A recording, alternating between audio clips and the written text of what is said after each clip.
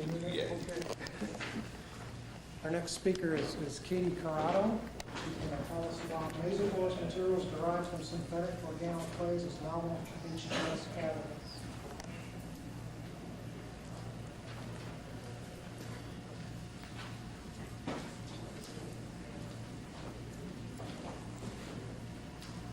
I have a prop for CO since he'll have to wait till he comes back. Okay. I've been fervently hoping for two things this morning. One, that this turns on and stays on when I do so. If you weren't here earlier, you know we were having problems with this. The other thing is that I was hoping that the gentleman here nicely videotaping would get a very sore arm and not be able to continue.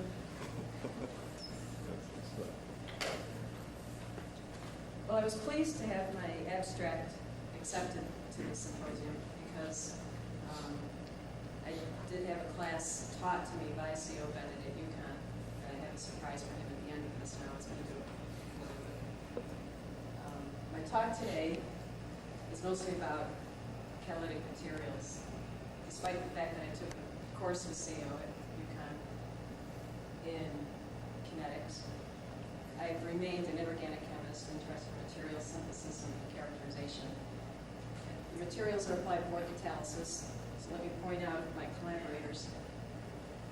Kang Song is my postdoc, significantly helping me in material synthesis and characterization. Jim Brenner is a postdoc working for Chris Marshall in our group at Oregon. They are the chemical engineers doing the catalysis. Chris comes to us from Amoco, and Jim is an indefatigable postdoc, tireless, doing a lot of work for us. I'm sure a lot of you know the importance of mesoporous materials. A lot of interest has been concentrated in them for quite a few years now because of the quality of the crude oils. Their quality is going down, the hydrocarbon size range is going up. Therefore, the interest in getting larger pore size catalytic materials into the mesoporous range. There's been quite a lot of success in that lately, and we are endeavoring to contribute to that effort with some new materials that I'll talk about today. I'll just point out that the arbitrary cutoff defining mesoporosity has been this 20 angstrom per diameter. Our materials are based on synthetic organoclay complexes. And this slide really goes into the heart of what we're doing. Before I get into the mesoporosity, I want to bring you down to the atomic level and show you exactly what we're making. And the clay that we most often make synthetically is based on a magnesium silicate, layered magnesium silicate, called hectorate. So in our synthetic sol gel, we start with silica sol, magnesium hydroxide, lithium fluoride. And we start with an organic in that sol. So we have this synthetic organoclay complex forming. We choose the hectorite because the synthetic conditions are quite mild. And these layers just like to fall right out of solution, aqueous reflux in just 2 days. Because of those mild conditions, we can really expand our range of organics that we can use. When these positively charged layers crystallize, that's what these slabs are, negatively charged silicate layers, they trap or incorporate within them cationic species. And in clays, you always talk about cation exchange capacities. So over the years, we've looked at quite a few organics in our sol gels that have subsequently been incorporated into the clays. And some references are shown here.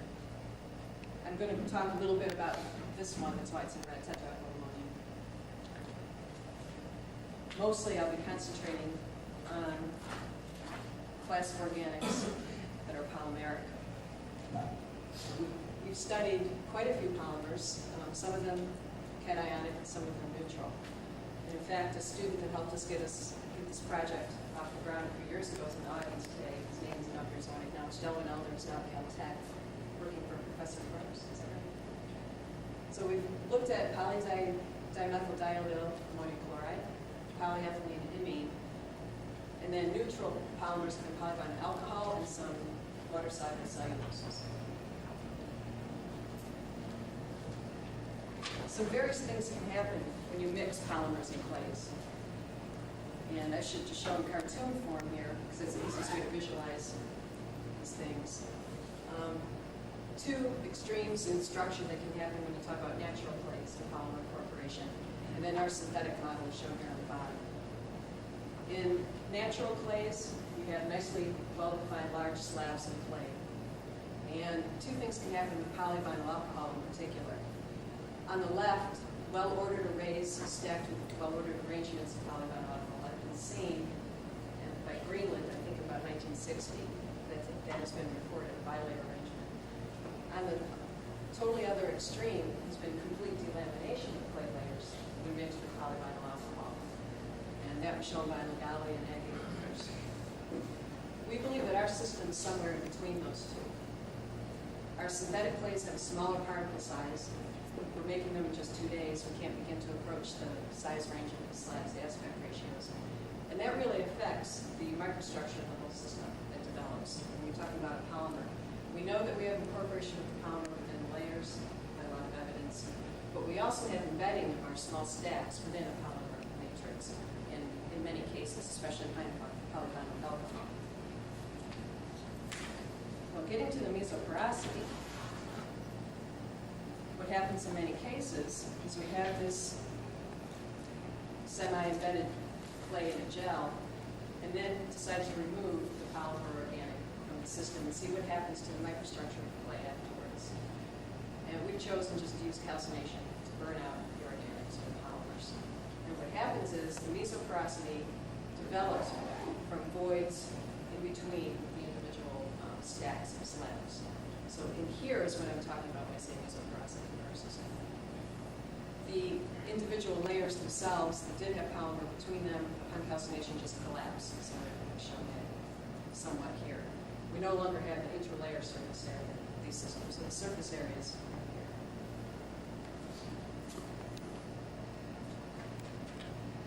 Overall scope of our research and our overall program into this is shown on this slide. Of course, I'm not going to talk about all this, but I want you to just be familiar with it.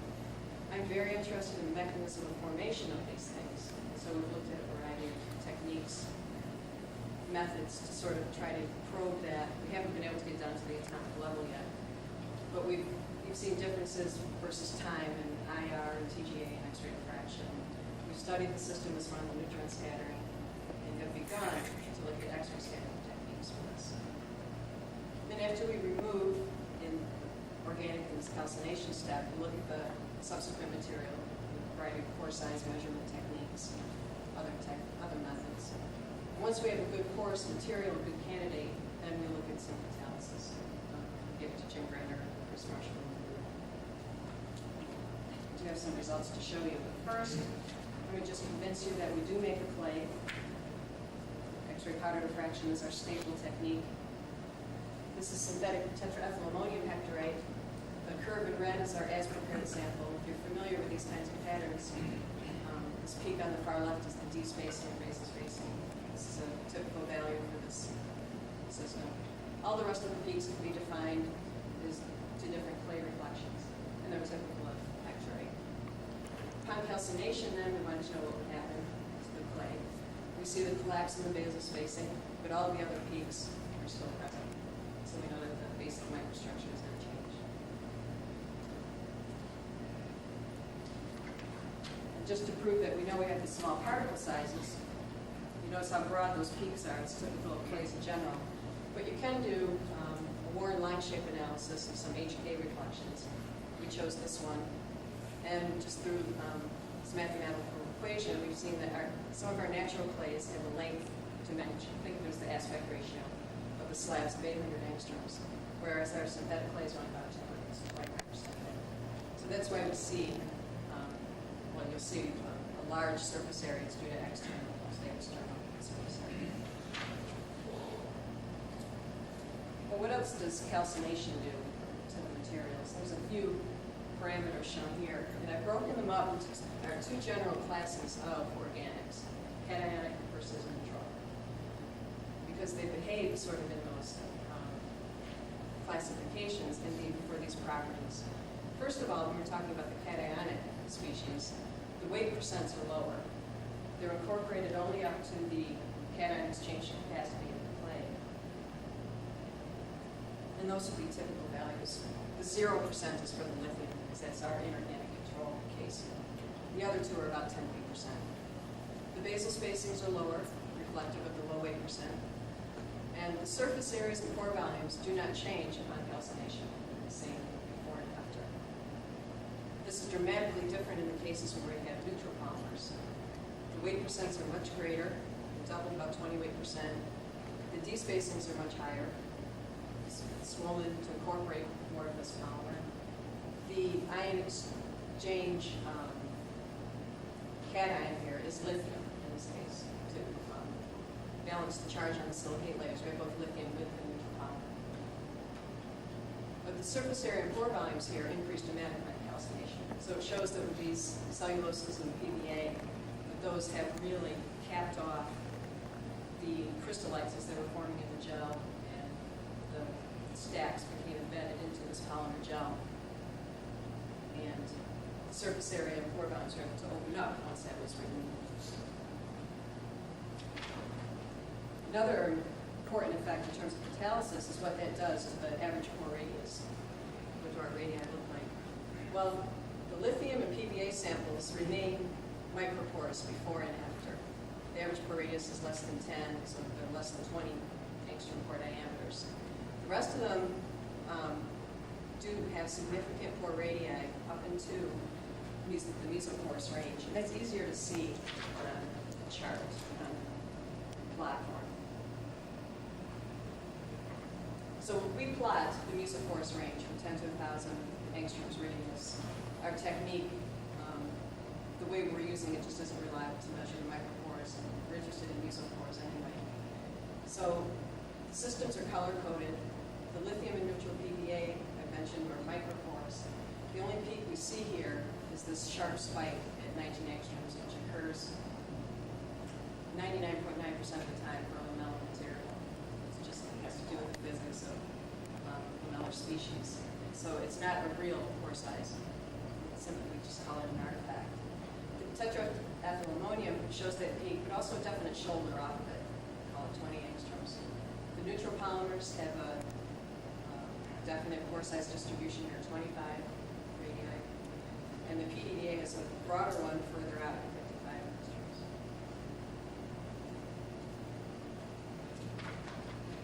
Well, then we decided to compare these in a catalytic reaction, see if we could affect pore size, see how they would behave in hydrodesulfurization. We happen to have a unit up and running for HDS at our end. And so we tested this reaction first. And also the hectorite clays are probably the least basic clays you can get. They're not nearly as acidic as the aluminum silicate monomilanites. And so the catalysts are made by loading olive and cobalt by incipient wetness and sulfiding. Our heavy oil model feed is 1% dibenzoyl-thiophene in hexanethene, and these are the conditions that were used. There's a liquid phase flow reactor. If you're interested, I'll give you more of those conditions later.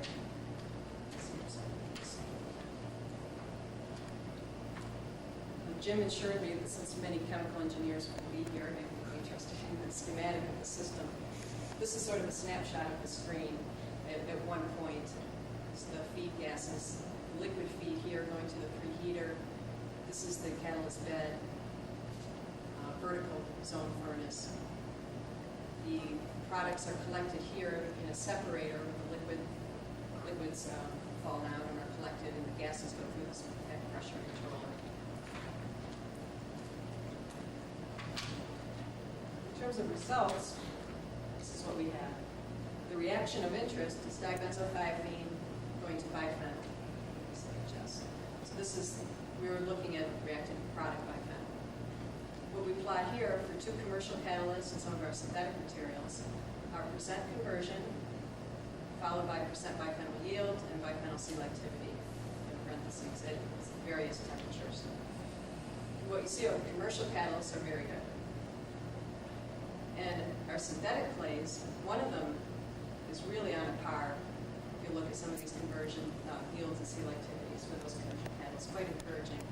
The rest of them don't come up quite as high, But we're not overly concerned with that yet, because we're looking at a small molecule here. Our model is dibenzothiophene. We don't really here expect to see any differences based on pore size. I think we should look at an actual crude oil to see that kind of effect. But we wanted to make sure there was some kind of activity first. Make sure we could load on enough metals to see some HDS. And Jim Brenner did some temperature program reduction of catalysts. This is a plot from the literature from a paper just came out recently relating HDS activity to reduction potential of surface absorbed sulfur species. And you see a correlation between that. The lower the temperature reduction, the higher the rate for HDS. And of course, the most active materials that will come out. So we did some of those measurements on our used catalysts. These values are shown here. Here's a typical plot. The temperature reduction of the surface species is 150 degrees for the TEA-derived vectorite material. Then we have the commercial catalyst here and the two other planes. And you can see a correlation here between percent conversion and the temperature of the species. So for some reason, this reduction temperature is quite high for these materials, and that's reflecting percent conversion.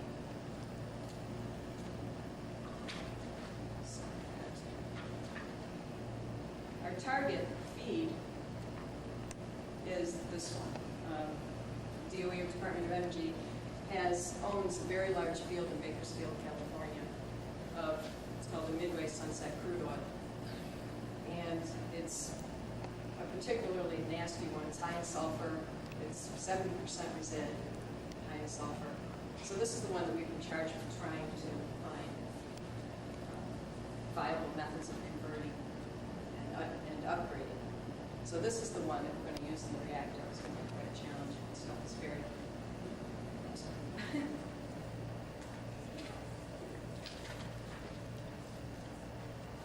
So just to summarize here and to tell you what we plan to do in the future. So we have made a new class of materials based on synthetic organoclay complexes. And the mechanism of formation is of interest. I decided not to go into that at all today, although I do have slides. We have done some thermal studies, IR, and X-ray diffraction. We're currently doing NMR and atomic force microscopy. Looking at these, we have some spectacular photos of AFM. In the future, we have planned laser desorption mass spec, the sol gels progress over time, anomalous small molecular scattering, and in situ X-ray diffraction.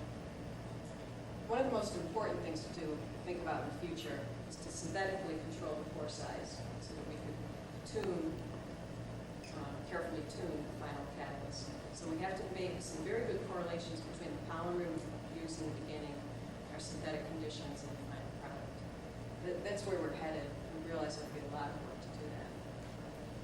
In terms of HDS, the synthetic clay catalyst showed somewhat lower activity and selectivity with dibenzothiophene than the commercial catalyst. And some cracking was seen. That's not a surprise. And in the future, I mentioned we're looking at actual crudes. Didn't get too bad at the time. So I have a few minutes. I just want to, now that the CO is back, I just wanted to mention that I did take a course from you when I was at UConn. Maybe you don't remember. And I brought the notes. I brought the tests. There are no surprises in here, but it was a team talk course. And CO taught part on absorption kinetics. And a fellow named Bill Coughlin, chemical engineering department, taught cracking and reforming.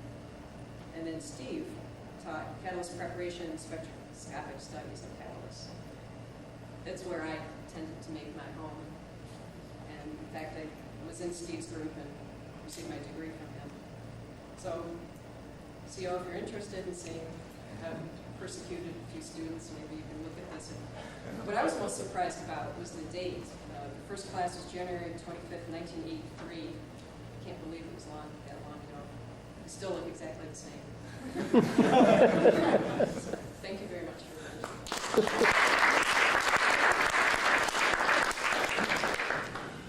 Questions? Bob? An alternate method for conferring mesoporosity on clays, of course, is to insert inorganic fillers.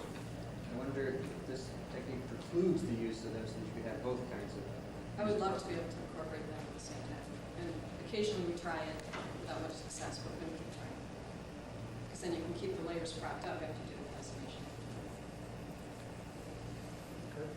As a suggestion, you obviously show the pore size distribution that comes out of the desorption curve. Then, and you know that it isn't just that it comes out with clays, that if you look at Greg and saying this 18 angstrom, quote, 18 angstrom peak is a phenomenon that occurs in a lot of desorption curves.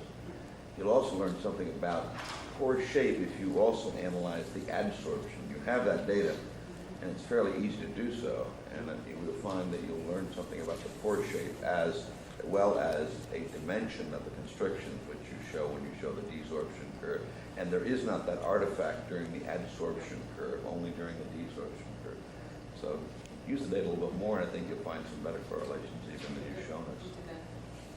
Very close by. Your idea of trying to control the pore size distribution as an aim of your synthetic efforts seems like a good one. It seems in comparison to some of the other materials, your pore sizes are maybe a little bit broader. Certainly in some cases they are. But this may be a way around fairly expensive surfactant.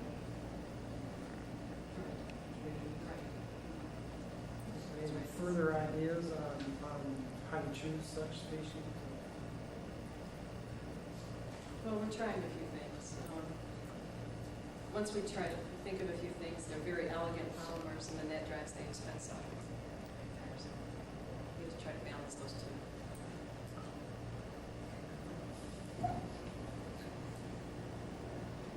Thanks, Gabe.